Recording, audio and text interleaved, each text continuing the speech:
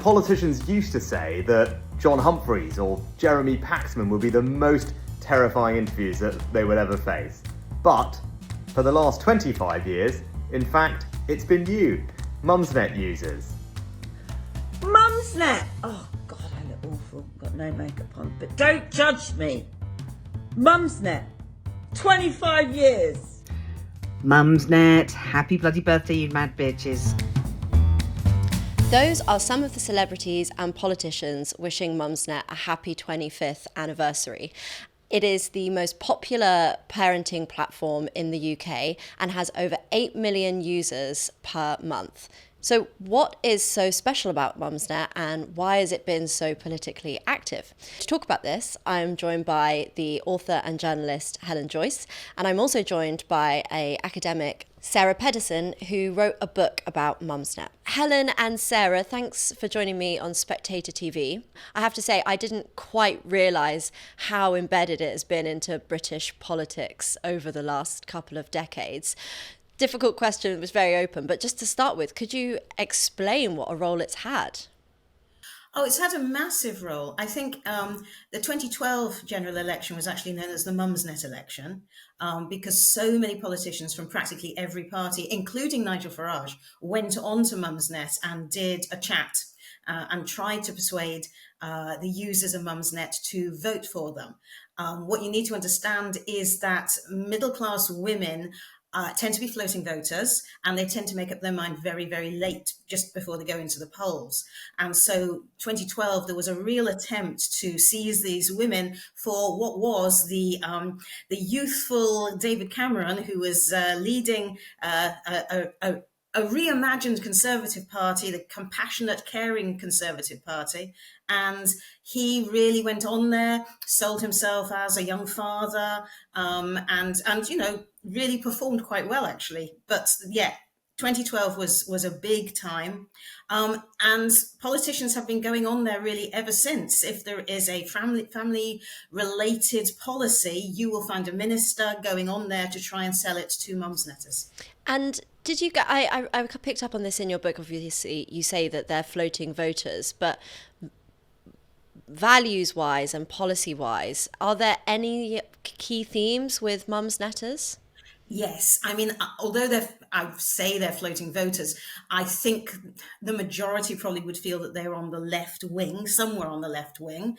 But one of the key things that we probably will be talking about is that a very large proportion of Mumsnetters, particularly those who use the feminism talk boards, are gender critical. And so that over the last 10 years now has meant that their vote has been moving around dependent on what the parties will promise on that particular topic. Helen, nice point to Nice bring segue. you in. When you've obviously been campaigning in this critical, gender critical space for a very long time, was Mumsnet, to quote, safe space for you in at that time in the early years? So I didn't join Mumsnet until I think I was trying to remember when. My older child was born in 2002, but it wasn't for a long time after that because I'm actually from a very big family, and I'm the eldest of a very large family. So I didn't turn to somewhere online to find out about these extraordinary little creatures that I didn't know anything about. And then I joined sometime maybe 2015 or 2016. I've actually never posted on Mumsnet. I've only ever lurked, which I think a lot of people do. And it was the feminism boards, but in particular, there are some very, very, very funny things on Mumsnet. If you haven't used it, you won't know that in some ways it's quite user unfriendly, and that it was quite an early platform, and they never went for the whole updating and trying to make it very addictive the way that TikTok and Tumblr and X are.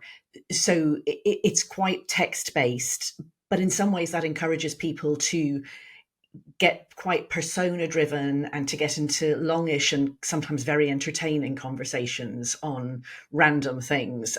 Women, men can join, and there are men who go on Mumsnet, but it is mostly women, and it's women talking about women's lives without worrying about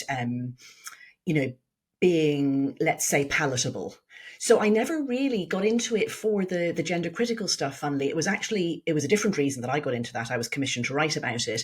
And I found Sarah because a friend said to me, Mumsnet's the only place where women are able to speak freely about this. They did have some speech rules. They did say that you couldn't misgender, you couldn't use phrases like trans-identifying male, but they were literally the only place online for several years that women weren't kicked off if they didn't call men who identify as women, if they didn't use preferred pronouns. So I think they did an amazing job there. And, what I came to believe when I wrote my book was that Mumsnet was a huge factor in why the UK is where gender critical women have made most headway. And so I interviewed Sarah for my book actually about that, and she features, and her book features, and Mumsnet features. But yeah, penis speaker is what Mumsnet really means to me. What's really important about Mumsnet, as far as that conversation is concerned, is that people use pen names, very witty pen names sometimes. But I think we mustn't underestimate the importance of being able to make a statement, whether it's about being gender critical or whether it's to come and seek help about domestic abuse, which you also get women doing, or just to make a funny comment about a television series. But the fact that you're using a pen name means that no one knows it's you. And things like Facebook or to a certain extent Twitter, that's not true. And Mumsnet gives us a really safe space for women to actually express their opinions about things like feminist issues or politics without anybody knowing it's them. And that's really, really important. Sarah, there's something very British about Mumsnet, and you mentioned this in your book, that you don't find an equivalent in America and you don't find an equivalent in Australia. What is it about the Britishness of the blog? Sort of the thing that jumped out to me is what Helen said about it, the formatting being very plain. They haven't tried to glamorize anything. And maybe also, like you said, people using pen names, so they kind of get to hide behind. And actually in real life, when they're saying their views, they're much more polite. I think the Britishness is really important. I actually won a grant once to go to Australia to find the Australian Mumsnet, and couldn't find it, which was a bit embarrassing.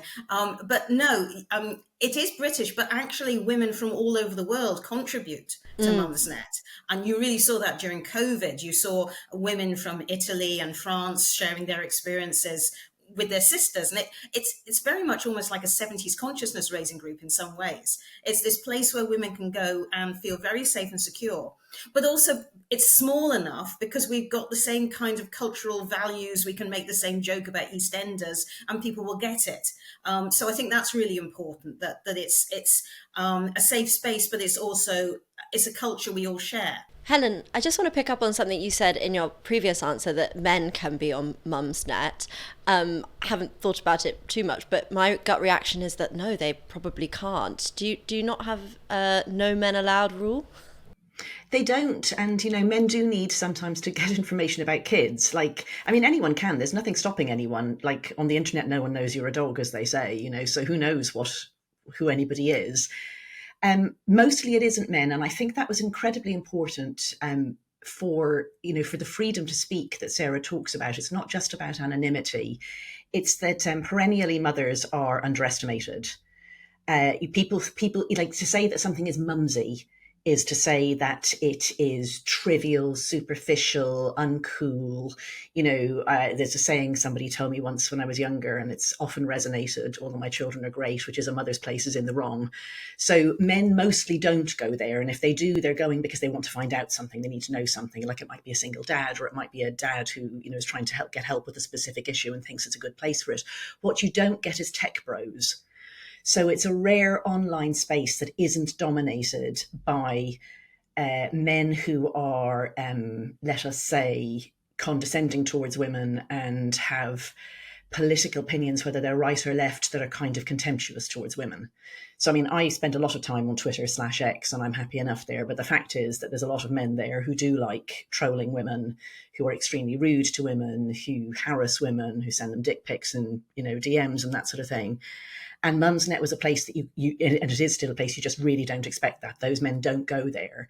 And, and so many women who are on Mumsnet, mothers are just women who have babies, and they are graduates, they are professionals, they are lawyers, they're whatever. And when they're on maternity leave, like no matter how much they like it and how much they like their babies, they're often bored witless. So they're women who are trying to use their brains, and they go on there and, they're witty, they're clever, they're sharing knowledge about loads of things that isn't just babies by any means. And by the way, babies is a good topic. So it's just a very, very, very different online space. And I don't know how much of that was by design, but I mean, that's why it's ended up being this place that's a huge powerhouse for women to support each other, and not just left-wing women by any means, but also to speak freely. Yeah, it's about the only space that's completely dominated by women. Between 1% and 4% of regular users are male, so it's a really small percentage.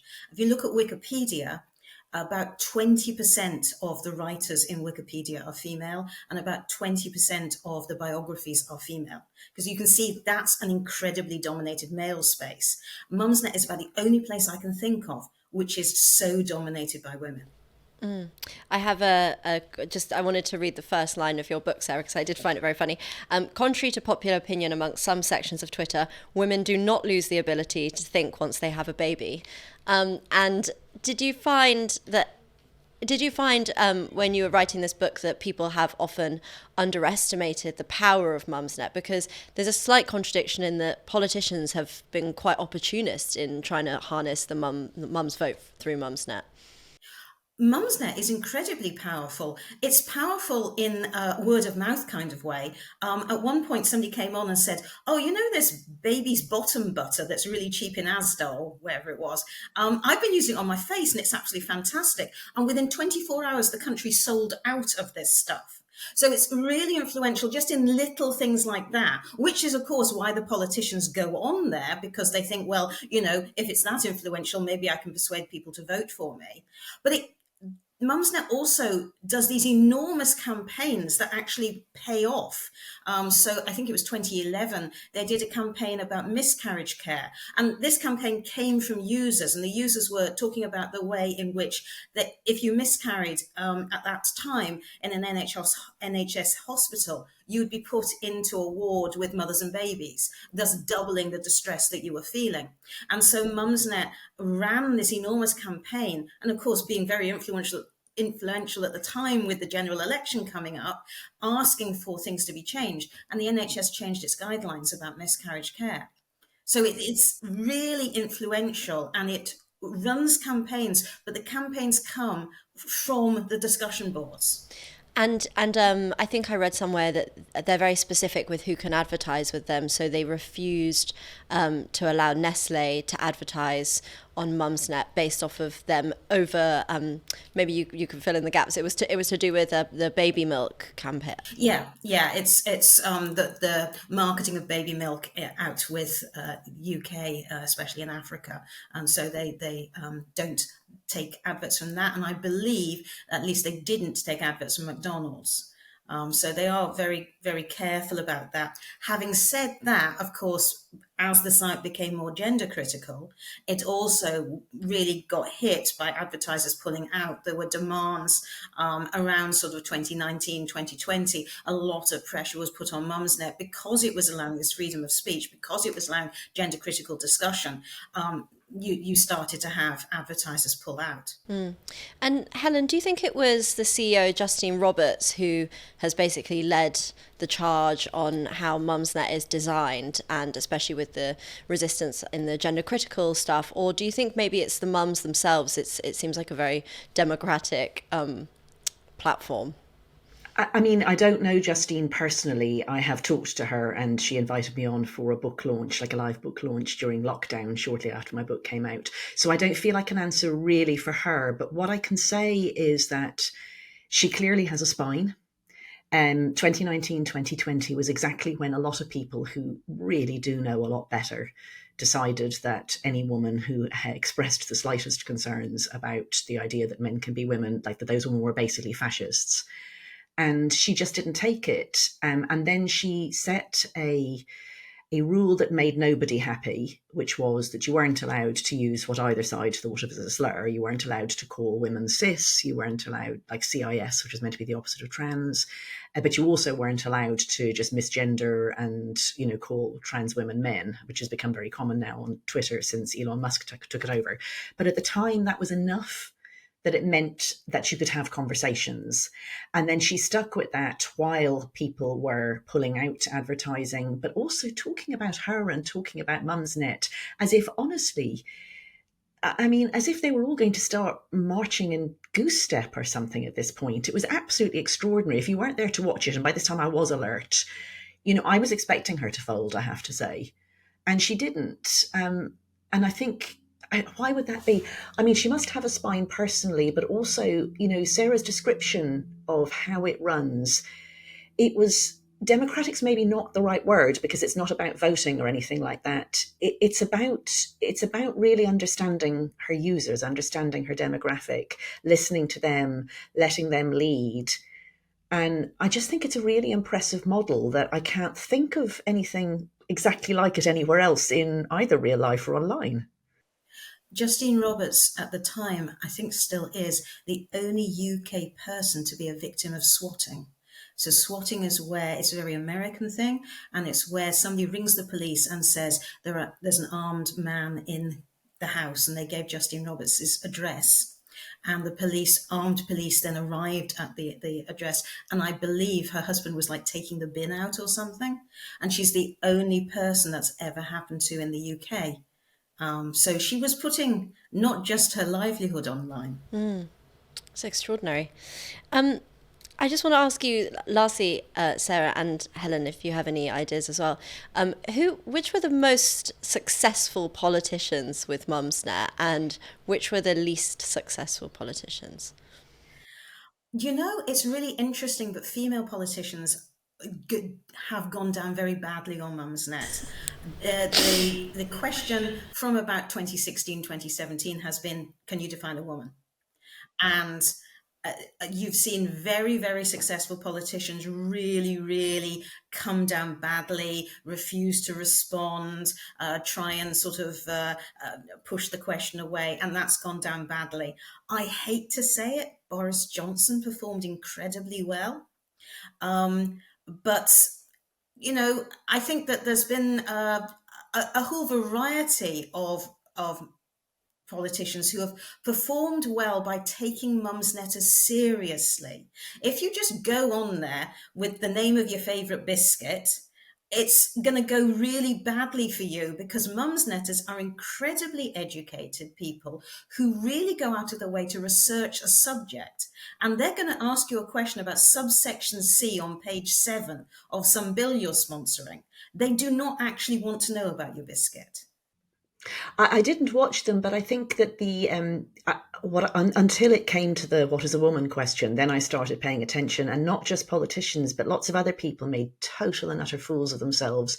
Or, for example, Girl Guiding were meant to have an Ask Me Anything conversation, someone from Girl Guiding, and they ended up pulling out because every question was, why are you basically allowing the boys who say they're girls into Girl Guiding? And they said it had been hijacked. But it's not hijacked. It's what your audience asked. So anyone who condescends, as Sarah says, is going to be absolutely crucified there. But more than that, anyone who tries to control the message in a sort of a corporate way is not going to do well there. You have to be sincere. And then the other thing that I would say is that everybody really does underestimate and condescend to mothers. It's extraordinary.